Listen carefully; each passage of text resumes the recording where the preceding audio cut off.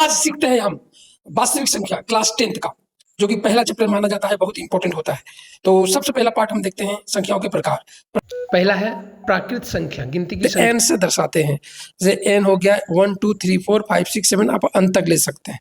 चलिए, दूसरा हो गया हमारा पूर्ण संख्या।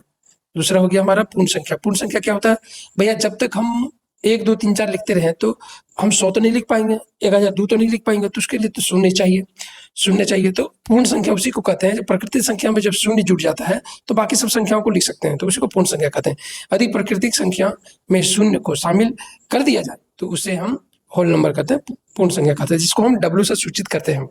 चलिए, जैसे कि 0 1 2 3 4 5 जीरो जरूर जोड़ेंगे होल नंबर में। चलिए, अब आता है पूर्ण संख्या। हम पूर्ण संख्या, सभी पूर्ण संख्याएं तथा ऋणात्मक संख्याएं मिलकर पूर्णांक बनाती है, जिसको हम Z से सूचित करते हैं।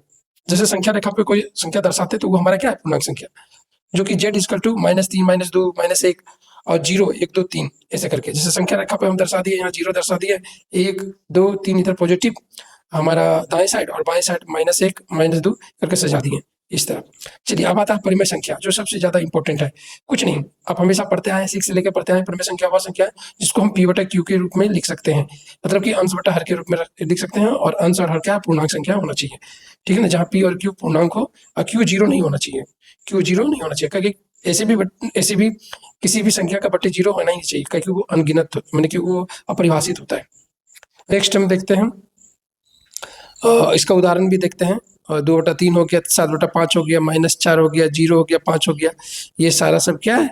हमारा परिमेय संख्या है। और ये हमेशा याद रखिएगा कि सम संख्या भी हमारा क्या हो गया? परिमेय संख्या। विषम संख्या भी क्या हो गया? हमारा परिमेय संख्या। भाज्य संख्या क्या हो गया? हमारा परिमेय संख्या का, बटे 1 तो लिख ही सकते हैं ना, भाज्य संख्या। और अभाज्य संख्या भी क्या हो गया हमारा? अभाज्य संख्या भी हमारा परिमेय संख्या कहलाता है। पूर्ण संख्या भी हमारा परिमेय संख्या कहलाता है।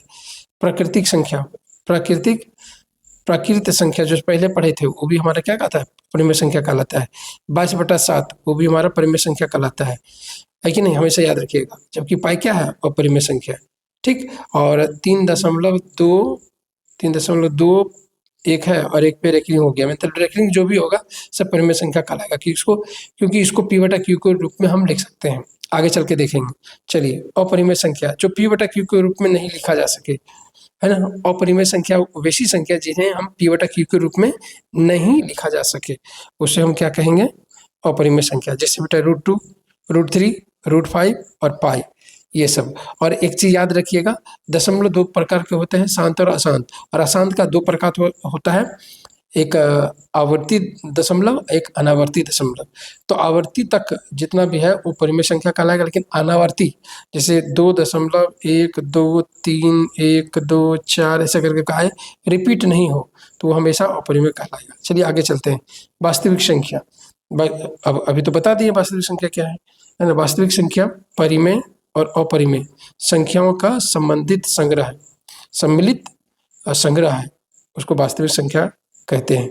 जैसे हम R से दर्शाते हैं, मतलब कि R हो गया हमारा R से रेशनल और R से इरेशनल, मतलब इरेशनल। तो ये हो गया परिमेय, ये हो गया अपरिमेय के समूह को ही हम क्या कहते हैं? वास्तविक संख्या। चलिए, अब आते हैं 2 धनात्मक पूर्णांक A और B दिए रहे ऐसी अद्वितीय पूर्ण संख्याएं Q और R विद्यमान है कि भाज्य बराबर भाजक गुना भागफल जोड़ शेषफल P equal to BQ plus R, जहाँ R क्या है? मैंने R तो शेषफल होता है, R क्या है? 0 और B के बीच में होना चाहिए। सिंपल सी बात है। जैसे मान लीजिए कि ये हमारा B है, B से भागा दिया A, ठीक है। मान लीजिए हमारा Q आया और रिमाइंडर क्या आया? R। तो R और B का रिलेशन क्या होना चाहिए? या तो 0 होना चाहिए, या तो 0 से बड़ा होना चाहिए, और B से छोटा होना चाहिए, है ना। यही रिलेशन यहाँ पे बताया है। चलिए आगे बढ़ते हैं। जैसे भाज्य बराबर भाजक गुना भागफल जोड़ शेषफल, ये देख लीजिएगा। इस नियम का उपयोग कर 2 धनात्मक पूर्णांकों का मौसम ज्ञात कर सकते हैं, ठीक है। आगे देखिए दोस्तों, फिर से आते हैं तीसरा नंबर पर, गणित के आधारभूत परिमेय, फंडामेंटल थ्योरम ऑफ अर्थमेटिक। बहुत इंपॉर्टेंट है। इसमें कहना है कि जो भी भाज्य संख्या है उसको अभाज्य संख्या के गुणनखंड में हम लिख सकते हैं। प्रत्येक भाज्य संख्या अभाज्य संख्याओं के गुणनफल के रूप में हम व्यक्त गुणनखंडित किया जा सकता है, तथा यह गुणनखंड अभाज्य गुणनखंड के आने वाले क्रम को बिना अद्वितीय होता है, ठीक है ना। चलिए अब देखते हैं कैसे। जैसे हमारे पास 20 है, 20 को तोड़ना चाहे तो 2 है 20, फिर 2 पचे 10 और 5 का 5 है, तो 2 क्या है हमारा अभाज्य संख्या है, ये भी अभाज्य संख्या है, ये भी अभाज्य संख्या है। तो 20 जबकि भाज्य संख्या था उसको हम अभाज्य गुणनखंड के रूप में लिख दिए। ठीक है ना, ये इंपॉर्टेंट है, क्वेश्चन हमेशा एग्जाम में आते रहता है। जैसे 140 का अभाज्य गुणनखंड कीजिए, तो उसी रूप में कर देंगे 140, तो 2 से करेंगे तो 70, फिर हमारे 2 से करेंगे 35 है ना, और 5 से करेंगे तो हो गया हमारा 5 है ना, इस रूप में हम कर सकते हैं।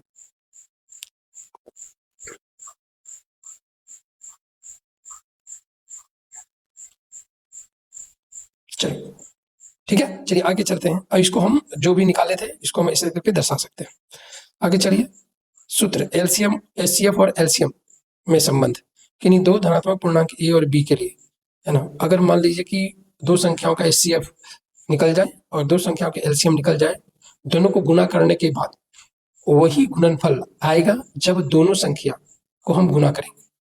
कहने का अर्थ होगा कि मान लीजिए कि हमारे पास 3 और 6, तो 3 6 का एचसीएफ क्या हो गया, 3 1 3, 3 दूनी 6, तो दोनों संख्या 3 से कट गया, तो 3 हमारा हो गया एचसीएफ, एच हो गया, और एलसीएम हमारा क्या हो गया 3 दूनी 6, एलसीएम हो गया 3 दूनी 6 हो गया। अब इस दोनों को गुना कीजिए, ये भी 18 होगा और ये दोनों संख्याओं को भी गुना करेंगे तो ये भी वही होगा। यही ये नियम कहता है, ठीक है ना, ये हमेशा याद रखिएगा, ये सूत्र याद रखिएगा, मौ 100 गुना लौ 100 और दोनों संख्याओं का गुणनफल। ठीक है, इससे 2-3 क्वेश्चन बन जाता है ना एग्जाम में। चलिए चौथा मेन पार्ट है परिमेय संख्याओं का दशमलव प्रसार, है कि नहीं, परिमेय संख्याओं का दशमलव प्रसार कैसे हम पहचानेंगे, शांत और अशांत, बस हर को चेक करेंगे। चलिए देखते हैं। कह रहा माना कि x बराबर p बटा q है जो परिमेय संख्या के रूप में है, और q जो हर अभाज्य गुणनखंड 2 और 5 के रूप में है, तो ये दशमलव प्रसार क्या होगा, शांत, क्या होगा, शांत होता है, अन्यथा अशांत आवर्ती रहता है ना।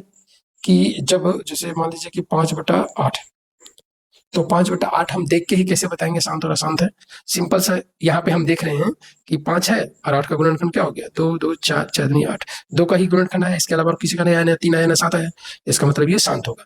कहने का मतलब है कि हर में हमेशा या तो 2 का गुणनखंड होगा, या तो 5 का गुणनखंड होगा, या तो 5 का गुणनखंड हो जाए, है ना, या 2 और 5 का गुणनखंड हो जाए, 2 और 5 का गुणनखंड हो जाए, चाहे 2 कितनों बार है 5 कितनों बार है, तो वो हमेशा क्या कहलाएगा, शांत।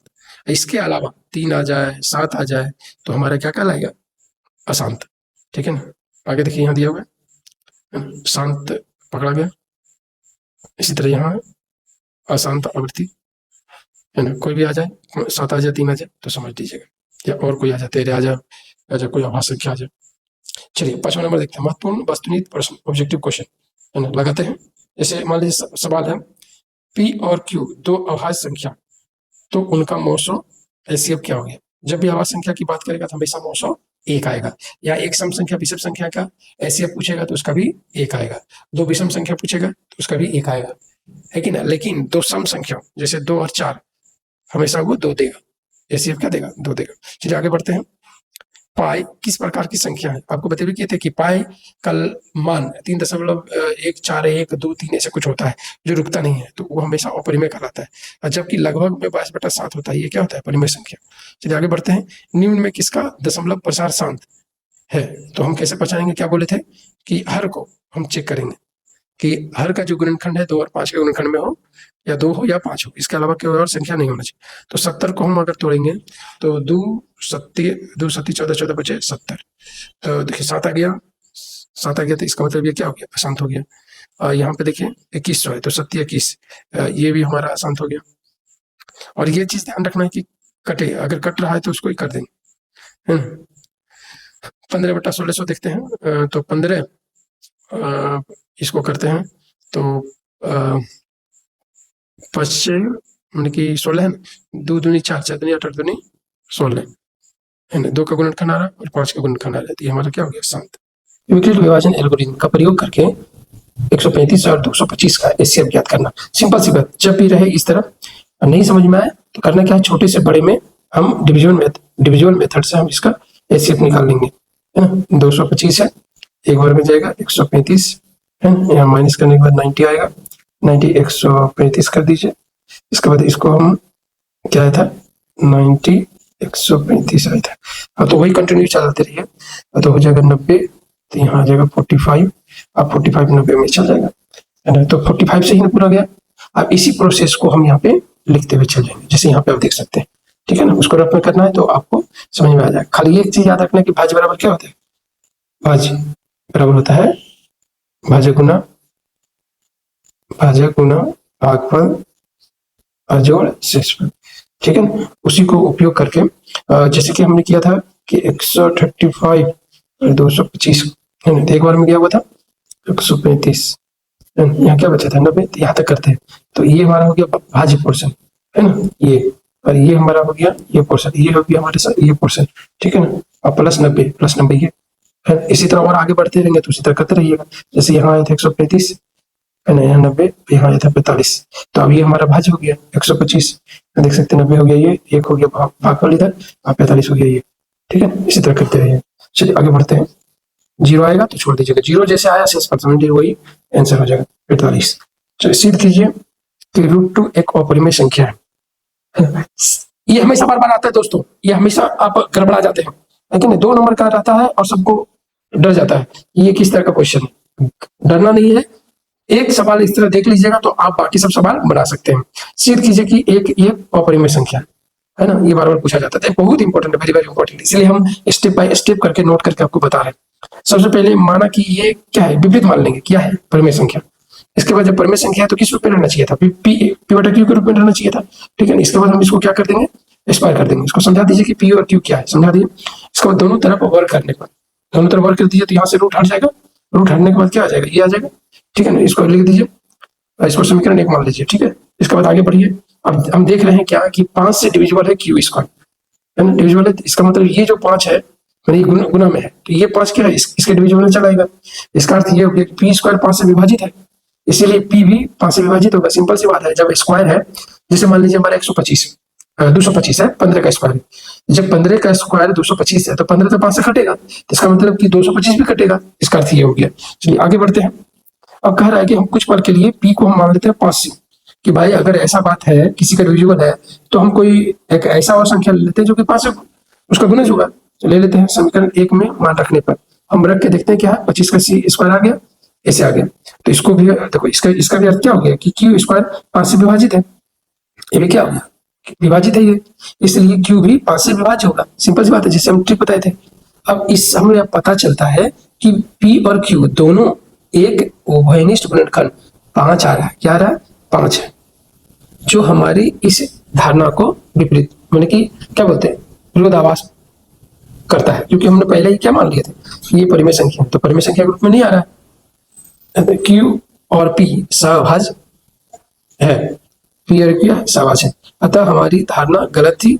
इससे सिद्ध होता है कि √5 एक क्या अपरिमेय संख्या। इसको जितने बार रिपीट कीजिएगा उतना आसान रहेगा आपके लिए, और इसीलिए मैंने स्टेप बाय स्टेप दे दिया। इसको आप लिख लीजिए, 2 बार प्रैक्टिस कीजिएगा, आपको ध्यान में आ जाएगा। √5 रहे, √3 रहे, √6 रहे, कैसे किसी तरह भी रहे, आप इसको इस तरह हल कर सकते हैं। चलिए नेक्स्ट सवाल में आते हैं कि 2 संख्याओं का HCF 23 है और LCM इतना दे रहे, और एक संख्या भी दे रहे और दूसरी संख्या ज्ञात करना है।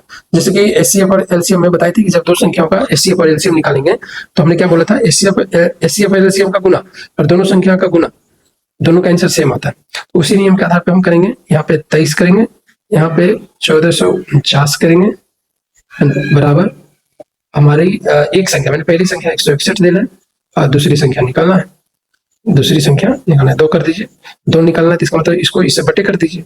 जैसे इसको इससे बटे करेंगे, जैसे इसको इससे बटे करेंगे, हल कर लीजिएगा, बहुत आसान। चलिए अब अगला नेक्स्ट जो क्लास होगा हम उसमें NCERT के बुक का पूरा A to Z सॉल्यूशन देंगे, वो भी बहुत अच्छी तरह से, है ना, जिससे कि आपको ज्यादातर फायदा हो, ठीक है ना। जितना प्रैक्टिस करिए ज्यादा, क्योंकि एग्जाम में बिहार बोर्ड में NCERT बुक से ही आता है। चलिए धन्यवाद, जय हिंद।